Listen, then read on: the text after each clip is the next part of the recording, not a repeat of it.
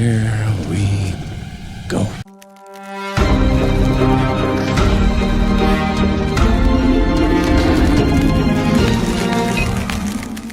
Hey, what's up, everybody? Jazzbro Gonzo here. Another What's Next.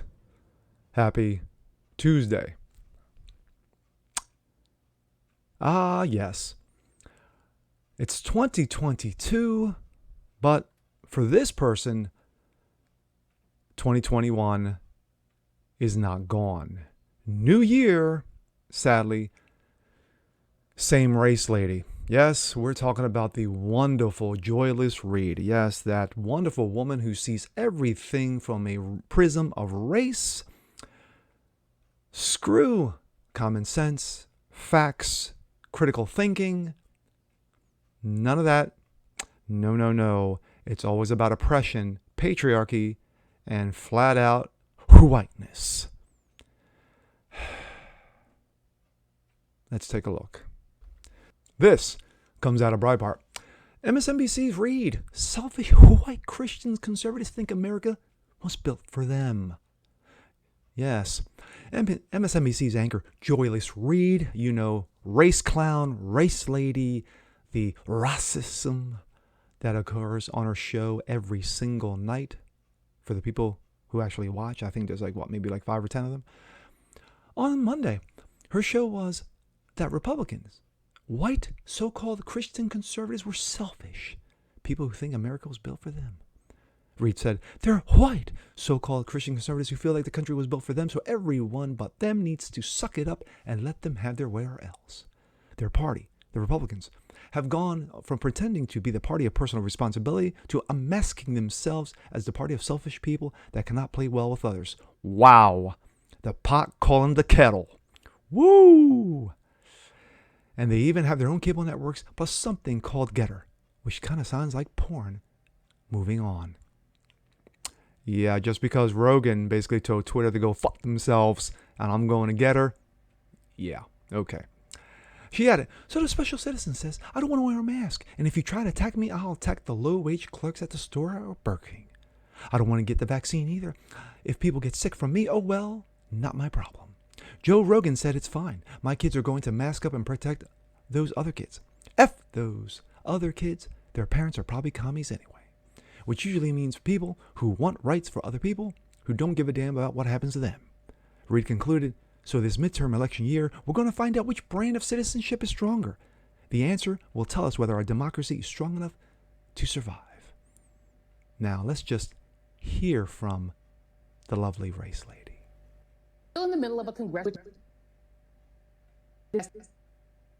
and lots of prosecutions, just not of anyone at the top. Okay.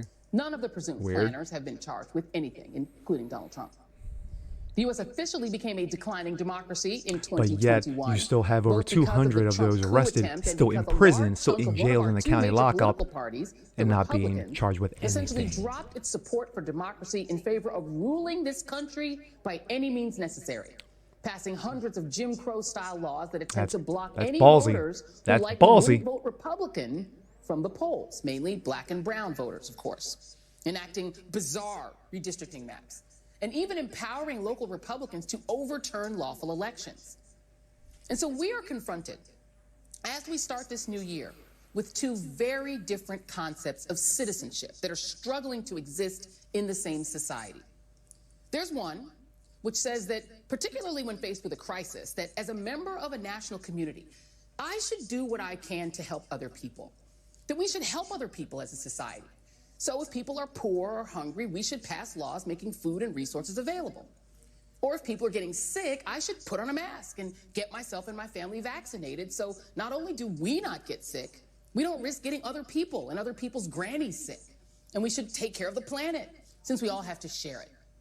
And if the candidate I vote for in an election loses, well, I can object to that and even refuse to embrace the winner. First Amendment, baby. But I'm not going to storm the Capitol and beat up police officers and leave people dead just because I didn't get my way. We'll use you mean like Ashley Babbitt, who got shot by a DC cop who was unarmed? And then there is this other version of citizenship, which essentially says that the purpose of a society is not to advance the lot of us, but really to advance me and people like me. And I have no obligation to the greater society because anyone other than me should not be my problem. It's a really extreme form of great man libertarianism. It's Ayn Randism mixed with fascism plus a Brazil and Moscow chaser. So if people are poor or hungry, that's on them. I don't want to pay a penny more in taxes to help. Wait for it. Hell, if I play my cards right, I might be the next Bezos and take pleasure trips to space. Now, if I choose, I'll give to charity because that will make me feel good and me look good. But you can't make me help other people. It's a version of citizenship that depends not just on toddler-level selfishness, but on the existence of a group of special citizens who must always win and be appeased in order for things to be, quote, fair. And secondary citizens and non-citizens whose feelings just do not count. It's a society designed to make me, the member of the special citizen group, and people like me, feel good all the time. So if a school history lesson makes me uncomfortable because it presents people like me in a negative light, no one can be allowed to learn that lesson. My special citizenship means that all history has to big me up and compliment me and make me happy all the time. Being that CRT is made up. 1619 Project, revisionist, retconning history. In the American story. To being just slaves who seem happy enough to my ancestors, so what's the big deal? Or just the Chinese who built the railroads and had no other important history. Or the Japanese who were interned, but we cannot talk about why that was or that they were actually Americans. Or God forbid the indigenous who for all intents and purposes don't even exist, except as the nice Indian with the Thanksgiving corn or the Tonto to my Lone Ranger. You don't get to change my happy narrative about me to one that's more accurate because changing that would make me feel bad. So the laws should and must stop that. Books that make me uncomfortable should be banned or burned. I don't like abortion. It makes me uncomfortable, so ban it. And actually pay me if I can catch someone trying to help a woman get one. When I vote, the candidates who I select have to win. Otherwise, it's a literal crime. And I get to react to that as violently as I want to with no consequences. Balls. I like guns. So if I use mine and shoot you, too bad. I like them. And you can just be dead. Oh, well, no limitations on me. And if I'm the police... Yeah, that's not a slight against Kyle Rittenhouse or anything. Literally everything I do is fine because I am a special citizen. And who are these special citizens? Wait for it. Here we go. White so-called Christian conservatives. Bingo! Who feel like this country was built That's by them for what them. And so I was everyone waiting but for. them needs to Thank you, Joy. All right, my thoughts. I let that clip go on a little bit longer than I wanted to, only because I wanted to, of course, have her say it out of her own mouth. Just waiting for it. It just took a little bit longer. At the end of the day, once again, it's 2022, different year, same bullshit. That's what Joy Reid is. Joy Reid sees everything through a prism of race. Just like the Sharptons and Jacksons before her, this is what she does best. She can't debate anybody. Anytime she has somebody who has any critique or any actual, critical thinking, common sense, actually brings facts to the table, she whips out the race card. It's what she does. Now, regarding everything that she said, did she mention, of course, Kyle Rittenhouse shooting 3 black men? Oh, no, that's right. He shot 3 white men who attacked him first and who were going to kill him. Did she mention the peaceful protesters of 2020 who burned down over 24 cities to the tune of $5 billion worth of damages? No. Did she mention Joe Dementia signing ridiculous executive order after ridiculous executive order, slamming everything from job creation, Keystone Pipeline bill, to protecting fake women? No, he didn't do that. No, she didn't do that. I'm sorry. This is what she does.